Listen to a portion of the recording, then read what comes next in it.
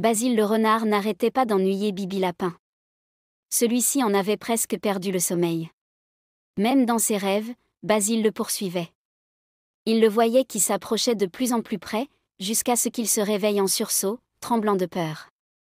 Un matin, Bibi décida qu'il fallait que cela cesse.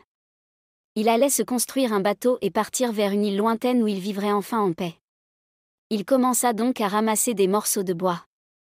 Il fallait que le bateau soit vraiment solide et Bibi décida de demander conseil à Boniface. Crac! Crac! Boum! Boum! À en juger par le bruit, Boniface ne devait pas être bien loin. Il suffisait de suivre ses traces dans la boue pour le trouver. Mais c'est justement en voyant ces traces que Bibi Lapin eut une idée si fabuleuse, qu'il renonça même à trouver Boniface. Bibi Lapin se mit à la recherche d'un énorme morceau de bois ayant la forme d'une patte de lapin. Lorsqu'il l'eut trouvé, il retourna vers son terrain de jeu favori et y creusa un grand trou. Tout autour de ce trou, Bibi traça de gigantesques empreintes de lapin avec son morceau de bois.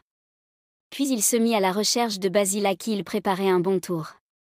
Basile somnolait doucement et il n'était pas du tout content d'être réveillé, surtout par Bibi Lapin. Il se mit donc immédiatement à sa poursuite, la mine gourmande. Bibi fit le tour des marais, passa la colline et poussa une pointe de vitesse pour pouvoir atteindre son terrain de jeu avec une bonne avance sur Basile. Là, il se cacha derrière un arbre et attendit. Basile arriva en courant dans la clairière et il faillit bien tomber dans le trou tant il était surpris. « Sapristi !» dit-il haletant. « C'est un lapin géant qui doit vivre là-dedans. Je ne remettrai plus jamais les pieds par ici. » Et, tremblant de peur, Basile s'enfuit chez lui la queue entre les jambes. Désormais, Bibi Lapin pourra venir jouer à sa guise dans cette partie de la forêt.